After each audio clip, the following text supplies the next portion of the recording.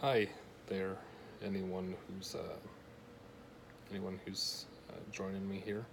This is my first time kind of doing this, um, so I'm just sort of winging it, I guess. I don't have a real plan with what I'm going to say. I'm just sort of going to free form, I guess.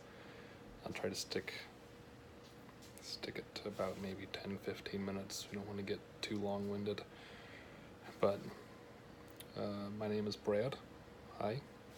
And I wanted to talk just briefly on why I left the Church of Christ, and just touch briefly on some of the things that I've got issues with. So to give you just a brief background, I spent about 15 years, maybe a little bit less, in the Church of Christ. Was briefly entertaining becoming a preacher for the Church of Christ, not a pastor, a minister, a preacher. They don't use pastor. But due to some circumstances that didn't end up working out, which with hindsight I'm kind of grateful for. This was a while ago. I left completely maybe a year and a half ago, but prior to that, I was mentally out for about 2 or 3 years, and closeted atheist, agnostic, whatever you want to call it,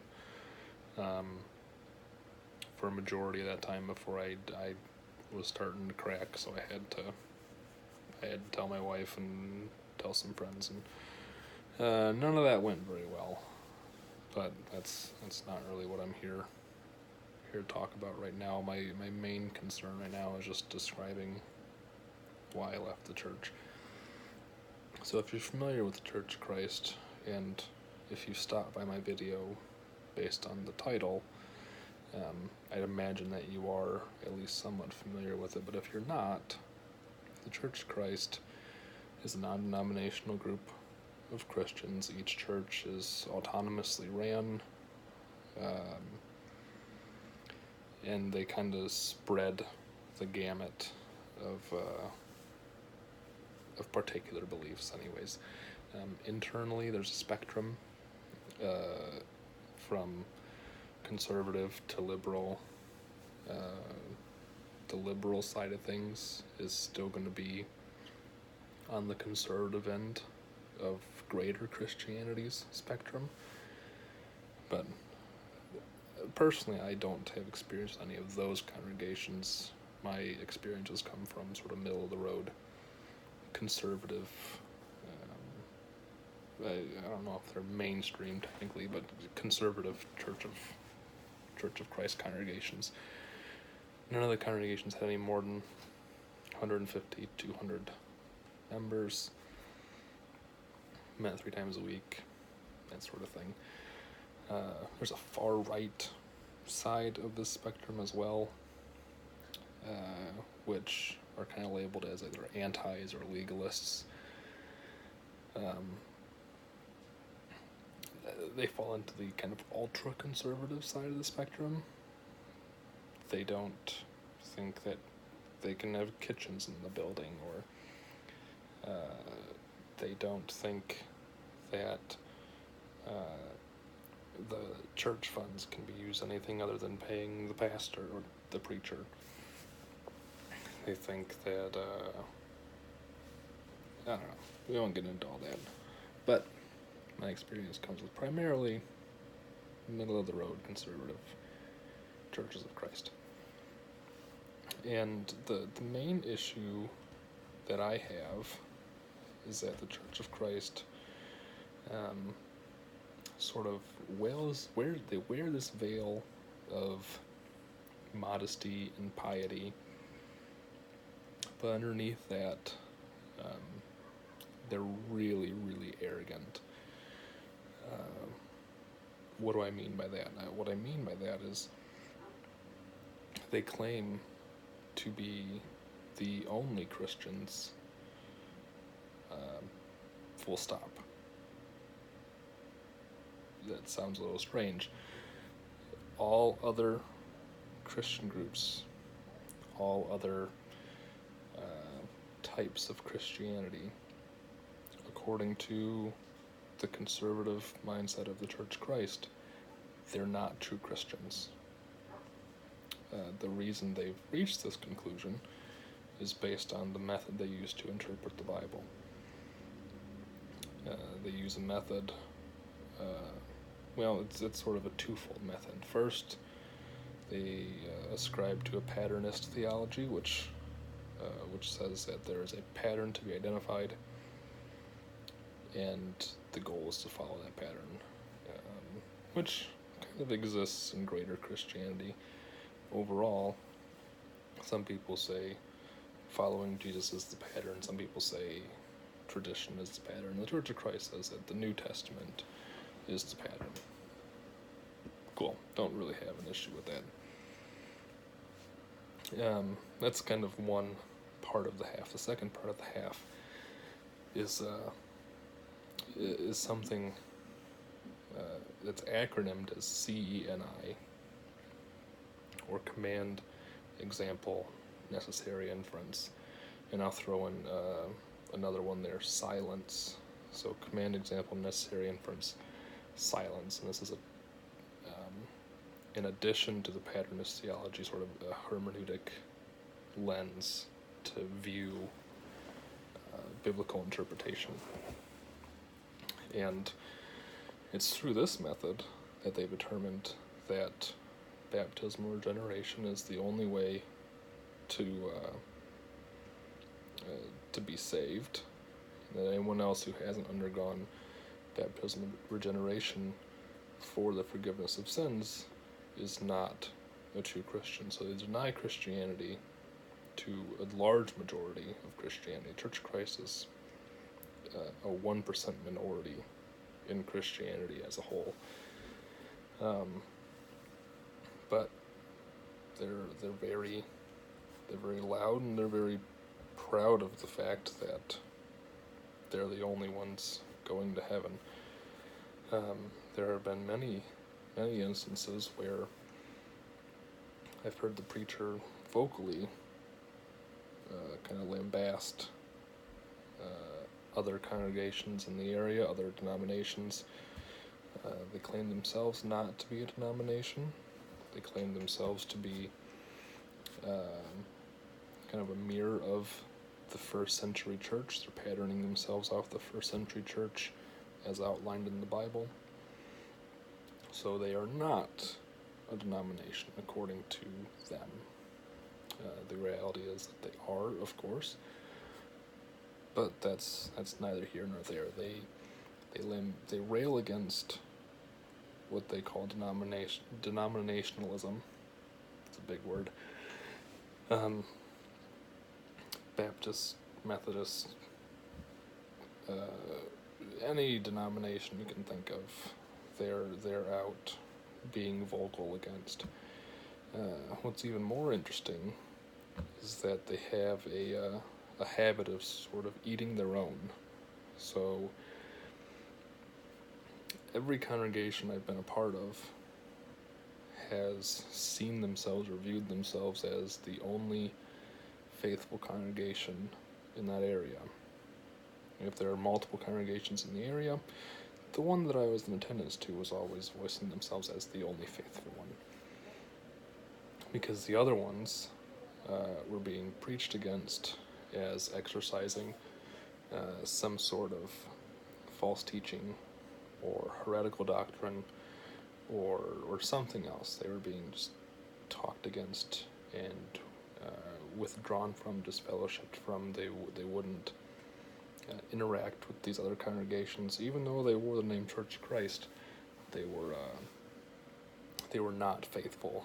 So the congregation that I was in attendance of would not affiliate themselves with them. And this was prevalent in every congregation I've been a part of.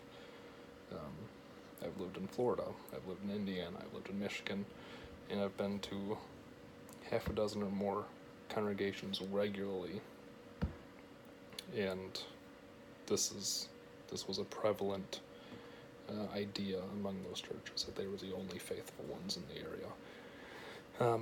The reason this is because of the inherent divisiveness that sort of grows out of this command, example, necessary, inference, patternist lens of viewing Scripture. So the way this works, you've got your command.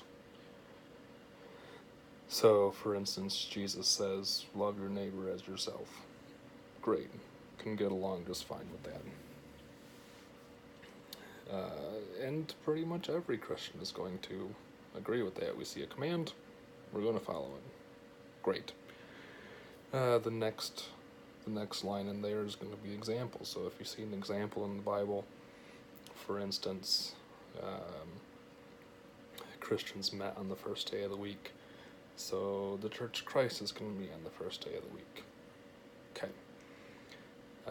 So they take these examples that they find in the Bible, and they implement those into their belief structure, their worship setting, how they personally believe. They'll work that in. They're modeling themselves, they're patterning themselves off of first century New Testament Christianity as depicted in the New Testament. Not much of an issue there at that point either. Where it starts to get pretty hairy is when we're talking about necessary inferences, and specifically necessary inferences born out of biblical silence. So the Church of Christ has this mantra: says, speak where the Bible speaks, and be silent where the Bible is silent. Which, it's not a bad mantra. I mean, that's reasonable. We don't want to go just making up religious doctrines willy-nilly based on things that weren't addressed in the Bible. However, it's kind of exactly what the Church of Christ has gone and done.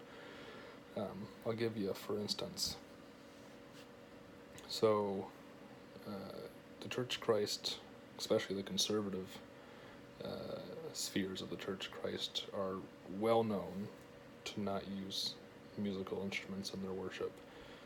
And you can find article after article on why that's the case. But they don't use musical instruments because the New Testament pattern does not allow for it.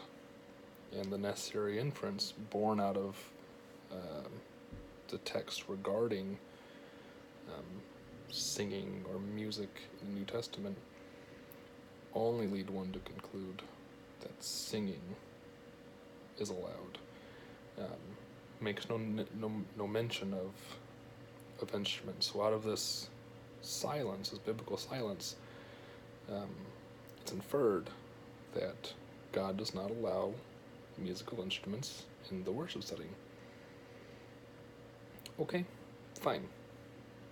If you want to infer that, that's your prerogative.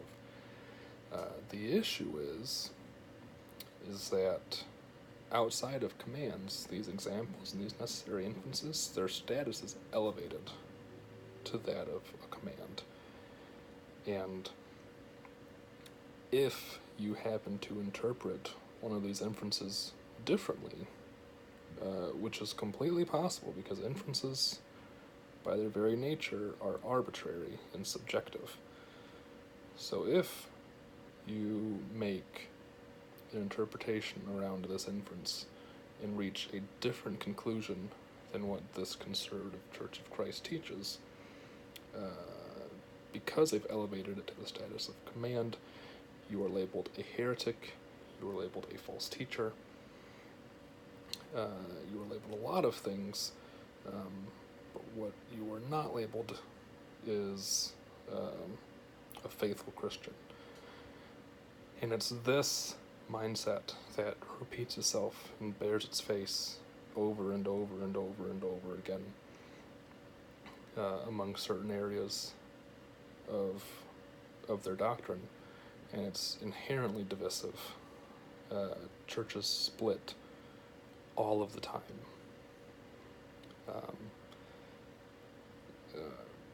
We're reaching the 15-minute mark, but I'll go on just a little bit longer if you're still with me. I was at a church that went through a split over one of these inferences, and the reason that the church split was because a woman was interpreting the message for the deaf members of the congregation. A noble act, for sure. No one else could interpret. We had a handful of women that could perform American Sign Language, so they did the interpretation of the message. Well, somebody got the idea that was wrong, and the reason why they thought that was wrong was because they discovered that when they were interpreting, it wasn't always a word-for-word interpretation of the message. By the very nature of American Sign Language, a lot of interpreting needs to be done as a concept for concept versus a word for word, almost like a paraphrase, because of how that works. And because of that, the woman then was having to make interpretive calls and some creative liberties regarding what she was going to sign based on what she couldn't sign in the message. So the person who was against this decided that this was teaching. And if you're familiar with the Church of Christ, the Conservative Church of Christ, and their stance on women teaching, that's a no-no, especially in a worship setting where she is the possibility of instructing a man could arise. That's a no-no, which is a problem in itself that we won't get into. But because of this, because this was viewed as teaching, the congregation kind of fell into two different camps. So we've got one half of the congregation which was fine with this, said it's not an instance where she's teaching, she's just interpreting. The other side obviously took the opposite stance where she is teaching and it was an issue, and it got very hard to be there during that time period because the infighting was so bad. Lots of name calling, lots of fighting, lots of backstabbing, lots of stuff that really exposes the human element of the Church of Christ there and highlights it for what it is. And the church split. It was not a good split. There was fights over the building, fights over the bank account, fights over the vehicles. It was rough. And the group that got the building was the conservative side, and they felt like they had done the right thing, and they lost 60 to 70% of the congregation. They lost the entire deaf community they had there, nearly a dozen deaf congregants, lost them all, and was whittled down to 6, 7, maybe 8 small families that maintained the building, and they felt they were in the right. All of this over an inference, all of this over a matter of subjective interpretation in the New Testament text. And this sort of idea is ingrained in the Church of Christ congregants, in the membership, that it's inherently divisive, it's harmful, and it's legalistic, really. It's a legalistic form of teaching. Personally, I feel that they're borrowing from the playbook of religious cults with how they're utilizing this method of interpretation to sort of influence and control its congregants. Gosh, I don't know what else to say here. I've got a couple things I've made notes on earlier, but I don't know if I necessarily want to touch on those. At the end of the day, this inherent divisiveness is, if you ever go to a Church of Christ, they're going to be very warm, very welcoming, very nice to be around, generally. But underneath all that, underneath these love and compassion terms, underneath all that is this underlying layer of derision and hate and divisiveness and sectarian thought, and we are the one true church, we are the only ones going to heaven. That sort of thought, kind of veiled in this modest piety, but underneath it all, extremely, extremely arrogant. Obviously, if you don't believe the same way they do, if you say you're an Episcopalian or a Baptist or a Catholic or something of that nature, you're not a true Christian. You're not a real Christian, and you have no heir to Christ's kingdom. That's what they teach, and ultimately, my goal, I guess, is to continue to expose the flaws of this type of thinking, and eventually get my own family out of this. I know I can't really force anyone's hand with this, but I guess through some coaching, maybe they'll be able to see the errors that exist. I'm gonna cut it here. We've passed the 20-minute mark. We're kind of approaching 23 minutes at this point. If you've got anything to say, any comments, any questions, anything else you want to explore, feel free to reach out to me. Comment on the video. I don't know, maybe I'll throw a link to my Twitter account that I'm pretty active on. Maybe not. Probably not. Let's talk to me here. If you're a member of the Church of Christ and you think I've portrayed something inaccurately, feel free to have a conversation about that.